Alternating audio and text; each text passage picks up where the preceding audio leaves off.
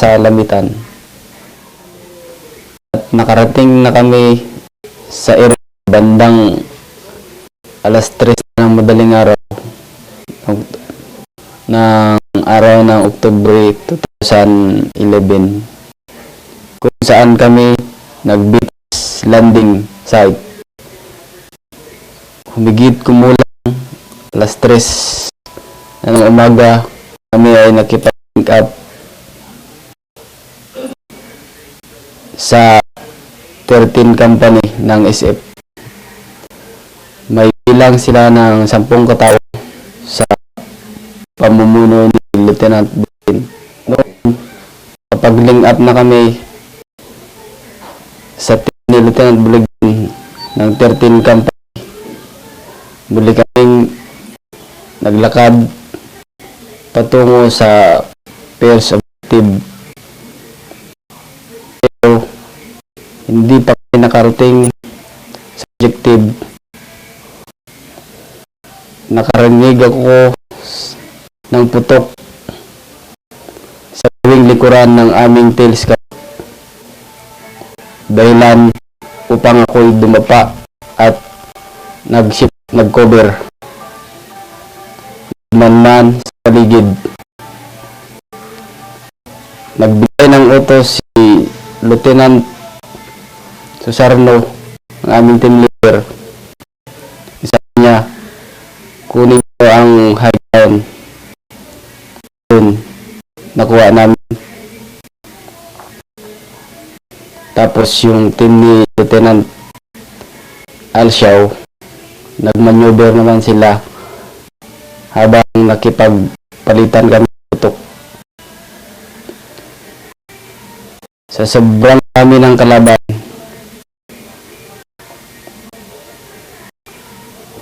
marami ng sugatan sa aking team. Kalipas ng ilang minuto, 10 to 15 minutes, nag-organize kami sa team Lieutenant Alciao. Tapos chinek namin ang mga tropa. Pagkalipas ng 5 minuto, muli na naman tinutukan kami. Bandang alas 12 na ng tanghali, lumakas at dumami na ang mga kalaban. At marami na rin akong naririnig na darating ng motorcycle at nagsisigawan ng Allahu Akbar. Sa aking palagay, ang mga kalaban ay mayroong 100 katao. Marami na sa amin ang sugatan at patay. Ang mga kasama ko tuloy pa rin ang putukan. Sa sobrang dami ng kalaban, nakulong at nalapitan na kami ng kalaban. Ang mga reinforcement team namin ay na-engage rin dahil hindi sila nakalapit sa amin. Ang mga kasamahan ko, walang awa na silang patay, pinagtataga. Na noong in-engage na ang mga kalaban sa lugar,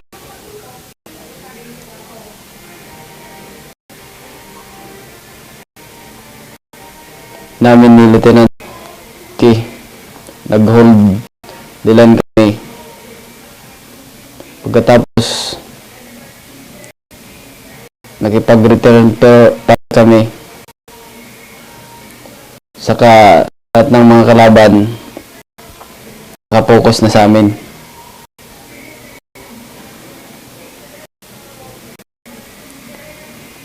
Kaya dahil nun, tinaan kaming dalawa. Natamaan ako sa inyo. Natamaan ako sa mukha, sa paa, at si Lieutenant K, sa may braso, saka sa may dibdib.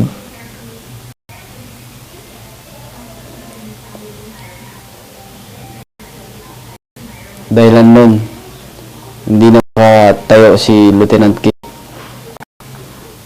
Kaya, buhat ko siya at tinago. Nag-cover kami. Malala na ang lagay ni Lieutenant K. Dahilan nun, doon na siya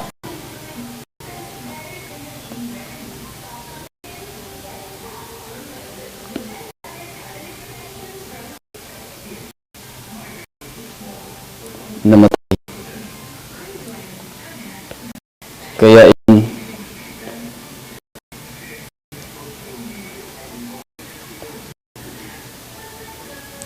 uminit ang aking dugo.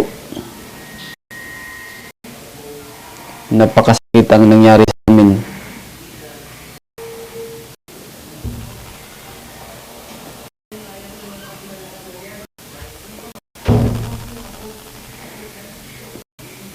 At yung mga kalaban, kuha na rin ng mga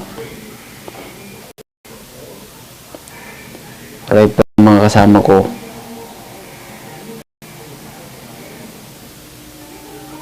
Kitang-kita ko ang mga kasama ko na pinagtataga. Walang awa nilang pinatay. At ako naman, ako lang yung naiwan sa may area. Kaya yun, nag-observe muna ako. Malapit ng kalaban sa akin nung bigla nila akong pinaulanan ng bala. Sa awa ng Diyos, hindi ako nun tamaan. Kaya dahilan nun, lumipat ako ng pwesto na hindi nila akong nakikita.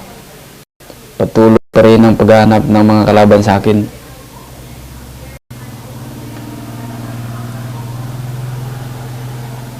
Nung naramdaman ko na may lumalapit sa akin na dalawa, kaya yun, naunahan ko sila at sila ay dahilan ng pagkatumba.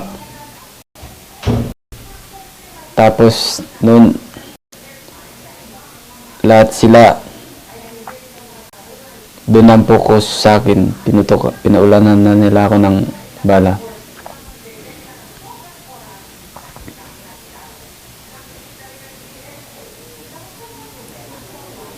Kaya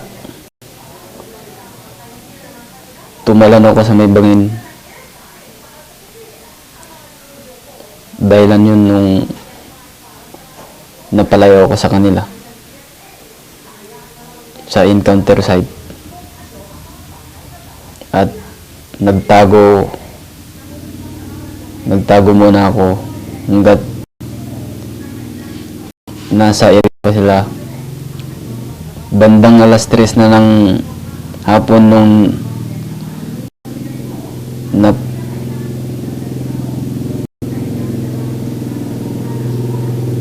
nakalayo ako sa may encounter site. Pagkatapos nun, nagtago at nagmanman ako sa paligid. 6 o'clock na ng gabi nung muli akong gumapang kasi hindi na ako makatakbo, makalakad.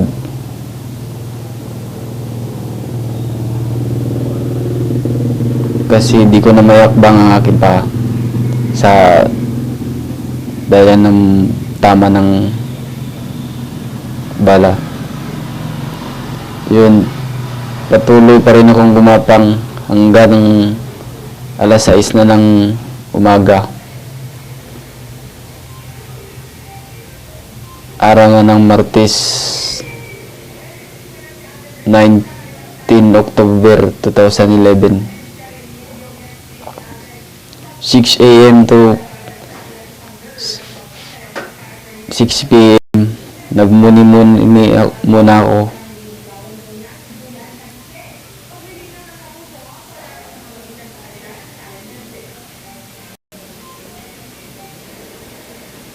Nagmanman. Tiningnan ko saan ako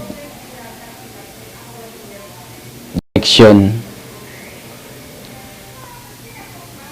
Pagkatapos nun, alas 6 na ng gabi, muli na naman akong gumapang papuntang shoreline.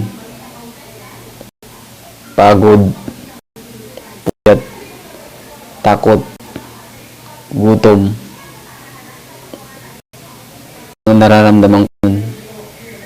Pero patuloy pa rin akong gumapang. Ang lakas na ng ulan nun. Dahil ng giniginaw na ako nun. Pero di pa rin ako nawalan ng pag-asa. Hanggang marating ko ang shoreline. Bandang 5 o'clock na ng madaling araw, October 20, 2011. Kaya yun nung nakarating na ako sa may shoreline. Muli akong nagmanman sa paligid. At tinago ko ang aking baril, ang bandoler, uniform. Pagkatapos nun, lumangoy ako sa gitna, papuntang gitna ng dagat para makakita man lang ng speedboat ng military at ang marating ang landing zone ng chopper kung saan sila pinick up ng mga kasama ko nun.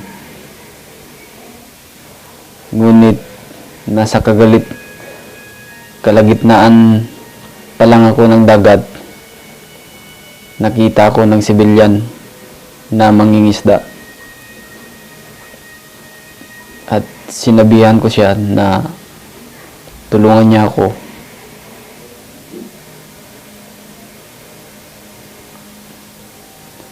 At sinakay naman ako.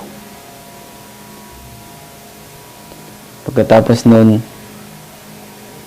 dinala nila ako sa may detachment ng Riverside. Mga humigit kumulang 10 a.m. na ng umaga. Pagkatapos nun, kinuha na ako ng 12 Scout Ranger Company papuntang Bato-Bato Detachment. At pagdating doon,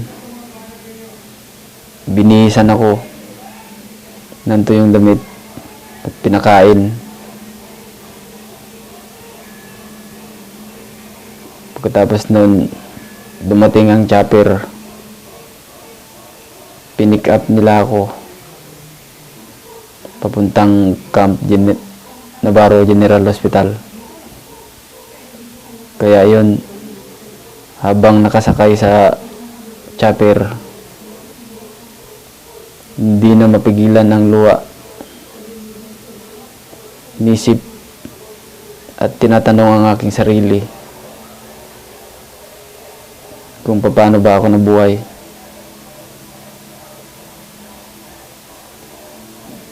Totoo bang yun nangyari?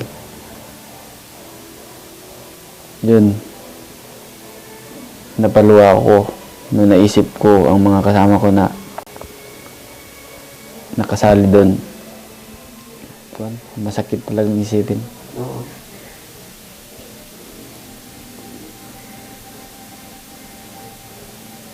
Beses na rin kami na interview dito pero minsan di na kami nagpapakon kasi bumabalik yung nangyari sa amin.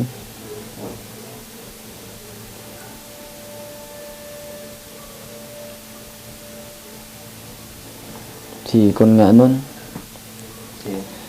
interviewin pa sana kami ni yun nasa HPA. Sino? Sino ba yun nun? Tapos Sokom pa. Tapos ano yung natin? Yun, pero hindi, sabi namin wala pa. Hindi pa kaya. Medyo hindi pa kaya. Oo.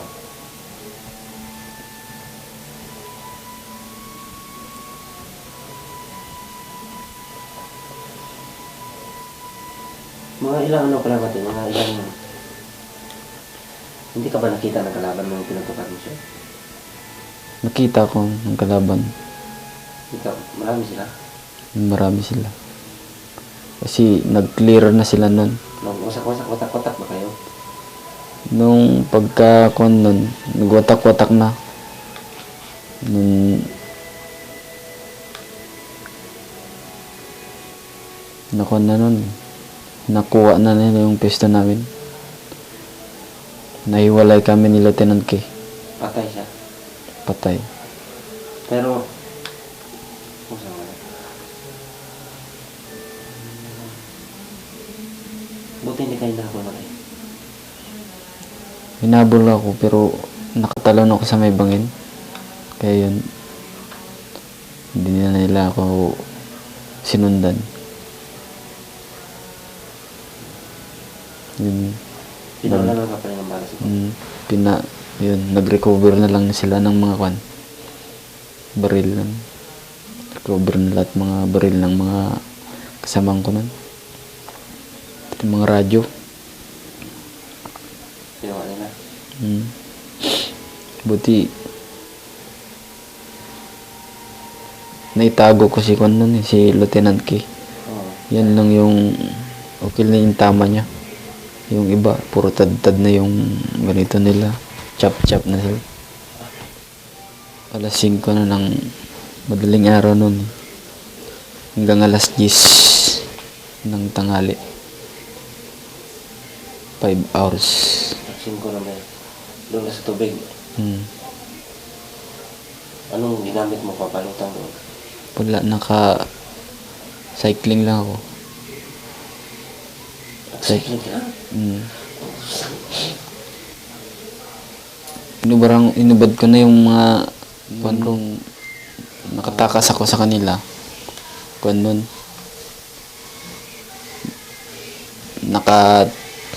Tumalon ako sa may bangin. Yun. Na hindi na rin ako sinundan. Yung dahan-dahan akong kuwan. Lumayo sa kanila. Pero may tama ka na. May tama na ako nun. Kaya hindi ako gaano makatakbo. Gapang lang talaga yung ginamit nun. 3 araw ako sa bundok nun. 3 araw, 3 gabi, 3 gabi, 2 araw pala. Nung nasa bundok ako. So, anong ginawa mo doon sa bundok mo, te? Anong ginawa mo doon? Wala ka bang kain-kain? Paano survive? Ano iniisip mo? Yung time mo yun? Pan lang. Yung inisip-isip ko talaga yun, yung makatakas dun at marating yung shoreline. Saka nung unang gabi ko nun, talagang nagpursigi ako na makarating sa may shoreline.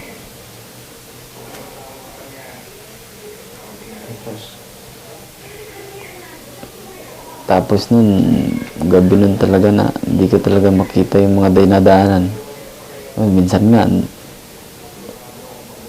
mahulog pa sa bangin.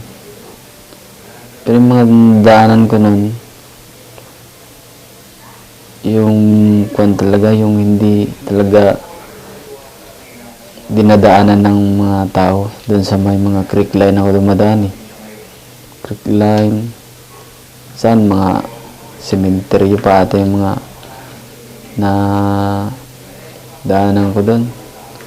Mga 15, 10 to 15 minutes lang pahinga. Lakad na naman. Tapos nun, bandang alas 6 na lang umaga. October 19 na yun. Yun, na tinignan ko muna yung mga paligid ko kung kuan, may mga tao.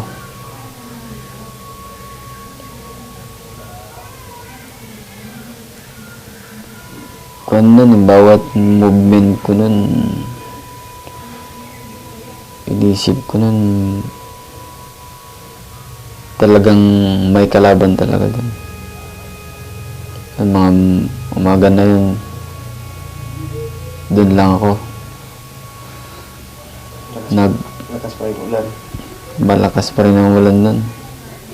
Pero dun lang ako, giniginaw na nga ako nun. May sugat to. Tapos nakasugat. Pag kuan ko nun, ninuud na nga yung sugat ko nun. Sa tagal na nun na kuan. Matakuan pa ng mga putik. Tapos nun, mga tanghali na. Tanghali ng 19 October. Yun na, gutom na ako. Pero, yawa ko nun. Naghanap lang ako ng tubig. Tapos, Tubig lang yung talaga yung nag-survive sa akin nun. Lamang nun. Mga nyug sana. Wala. Yun, mga alas 6 na naman ng gabi. Gapang na naman ako papuntang... Pero bago ako mag-move, tingnan ko muna yung direction ko. Direction yung talagang target. Yung reference. sa pagkamatid. Bago ka mag-move. Bago ako mag-move talagang tinignan ko na yung saan ako pupunta, saan ako dadaan. Saan ako dapat magpahinga. At yung reference ko talaga yun, yung landing saan ng sa gitna ng dagat, landing saan ng chopper. Kasi doon sila pinick up pinick up yung mga kasamahan ko na wounded at nakiya rin. Yun, talagang pursige talagang marating yun. Kahit na umuulan,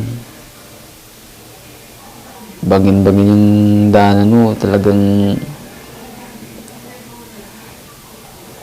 kuwan talaga yung iniisip mo, makatakas ka dun. Pero nung gabing yun, marami pa rin may pumuputok pa rin dun sa may pinanggalingan ko.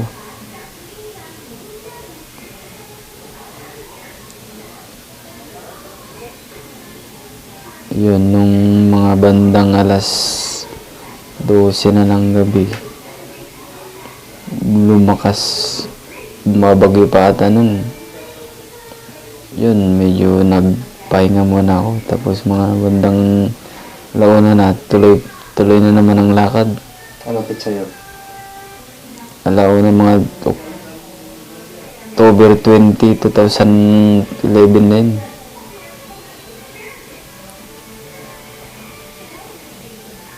Mga bandang alauna na ng madaling araw, tuloy pa rin hanggang marating ko yung shoreline.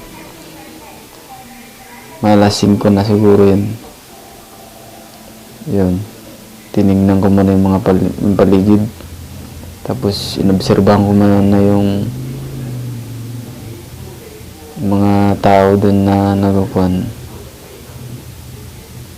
Tapos tinago ko yung baril ko, yung bandoler, saka inubad ko na yung uniform ko. Tapos may dala man akong, may nakita kong plastic, dala ko. Nasabi mo na ang oras?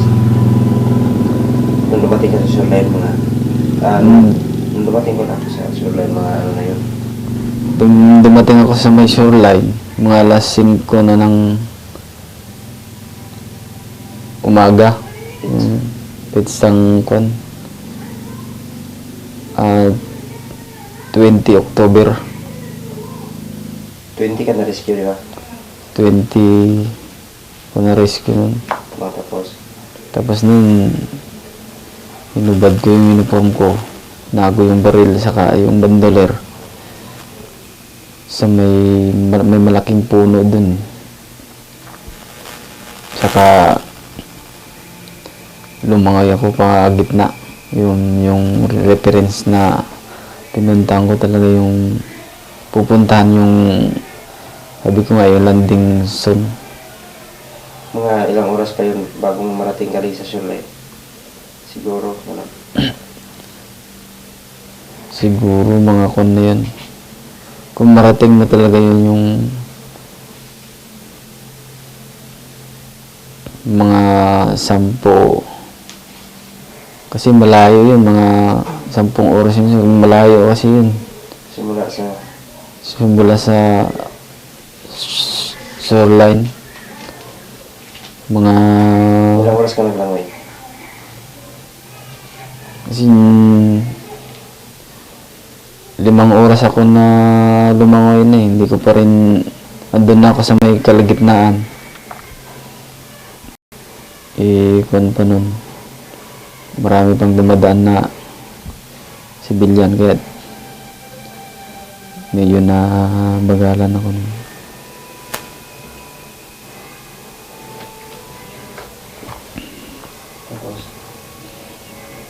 Tapos nung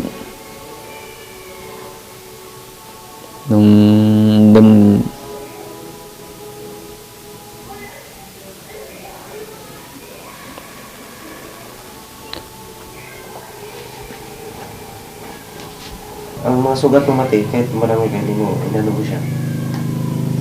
yung mga sugat ko nun, hindi ko na inisip kung may sugat na ako nun.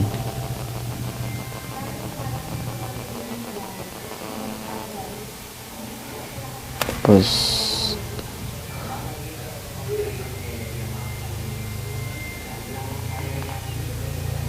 mga alas 10 na ako nakita ng civilian. Hindi, nung lumalangoy ka pa, at nung lumalangoy ka na patalikod. Nung lumangoy na ako kasi yung dumadaan sila. Kada dumaan sila sa akin. Anong dumaan sa'yo? Yung mga yung pampasahero na Lansa? lansa ba yun? Tawag doon. Tatago ka? Nagtatago ako. Lulubog muna ako. Tapos pagkadaan na nila, yun, lutang na naman ako. Lutang-lutang, tapos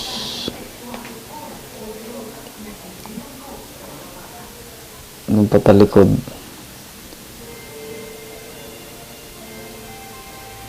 kasi yung layo ng nung layo ng landing sa Nikon, mga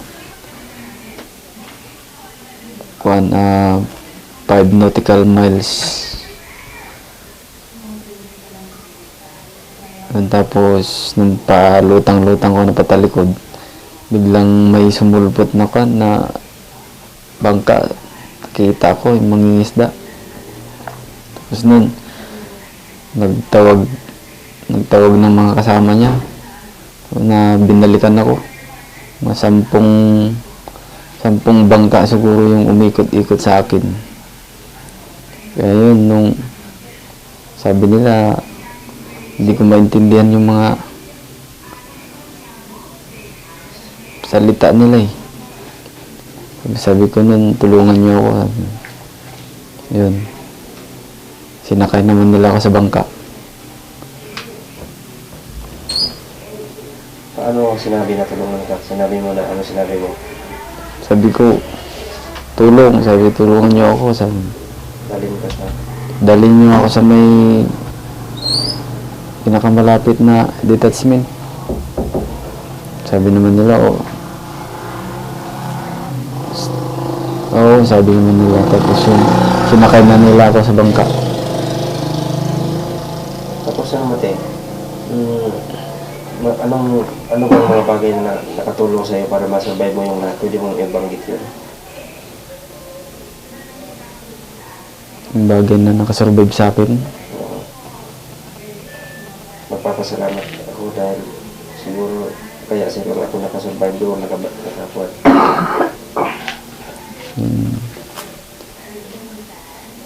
Yung bagay na nakasurvive sa akin. Oo. Na nag-encourage. Hindi. Yung bagay na nag-encourage sa'yo para survive yung ganong Hindi, walang bagay na nagkaya siya kasi akala niyo mamatay siya, 3 days ka pa na walang kaya mo lang. encourage nga, yung buwan ba. Hindi, ang ibig ko sabihin yung sinabanggit niya kanina lahat na delete lang kasi walang sounds. May sinabi siya na malaking tulong yung escape inhibition, pagiging scuba niya, Pagiging reindeer niya at pagiging scuba. Yan. scuba, tapos yung training sa survival. Sabi niyo natin, Ayun. sabi niyo na malaking tulong din talaga pala yung hindi ko in-expect na malaking tulong din pala yung nakuha ko sa training sa ranger. Lalo na yung ganito. Okay. Malaking tulong pala yung natutunan ko sa ranger, tulad ng yung 5 yung shaggy rides na tinatawag, yung survival 5 days survival yun. Tapos yung escape inhibition na kung paano makatakas ako sa tactics, kung paano makatakas sa kalaban.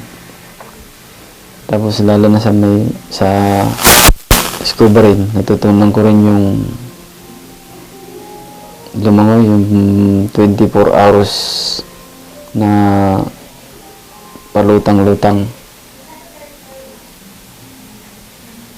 na walang kain-kain. Yun, natutunan ko rin na kaya malaking bagay rin yung training, na malaking papasalamat ko pa rin sa Panginoon na hindi niya ako pinabayaan Tapos binigyan ka. at binigyan pa rin ako ng pangalawang pagkakataon para mabuhay. Tungkol naman kay Rica Franca, yung nangyari sa kanya, talagang binuwis niya yung buhay niya para sa amin, o para makasurvive. Sa amin nun, 4 man kami kasi na kondon na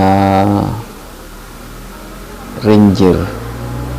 Kada team may isang ranger doon, kaya kami nagkahiwa-hiwalay. Yun, narinig ko lang yung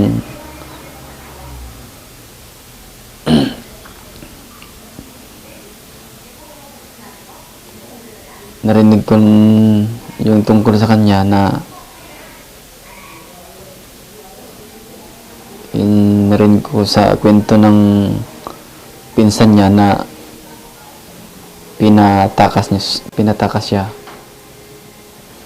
Tapos yun, binigay raw ng pinsan niya yung bangabala niya. Yun, nakatakas.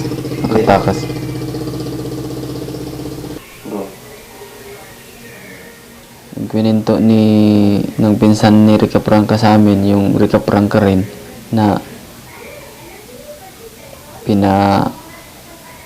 binigyan niya yung bala niya kay Rica Franca. Tapos sabi naman ni Rica Franca,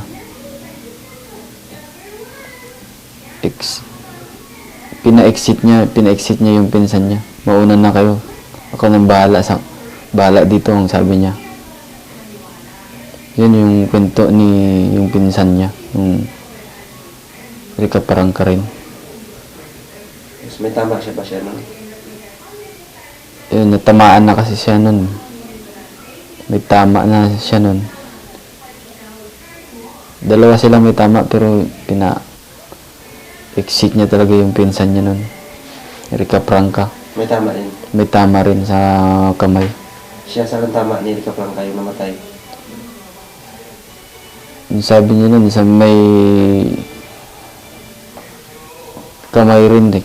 Kamay yung kwento ng pinsan niya. Oo. Tapos nun, ano pa nung huling sinabi?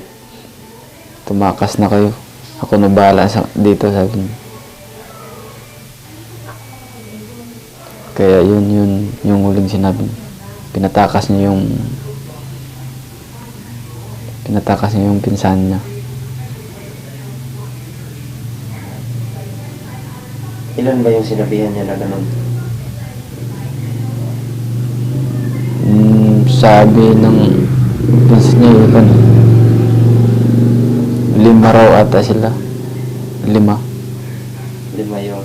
Yung sa team niya.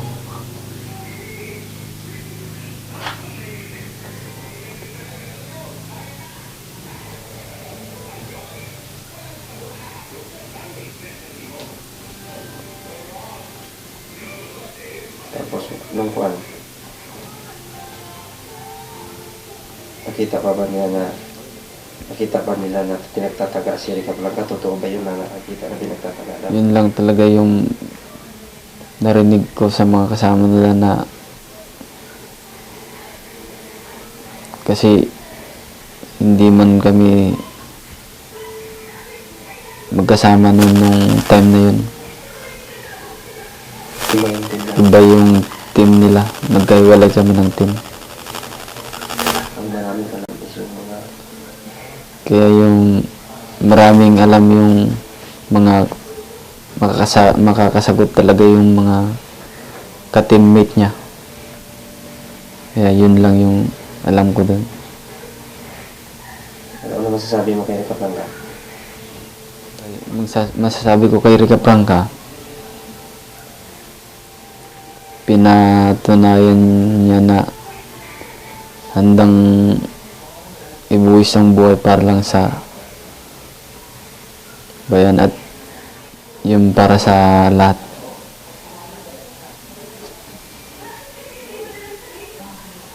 Para sa bayan at para sa mga kasamahan na nabuhay. Yun lang ang masasabi ko at maraming salamat. Maraming salamat po.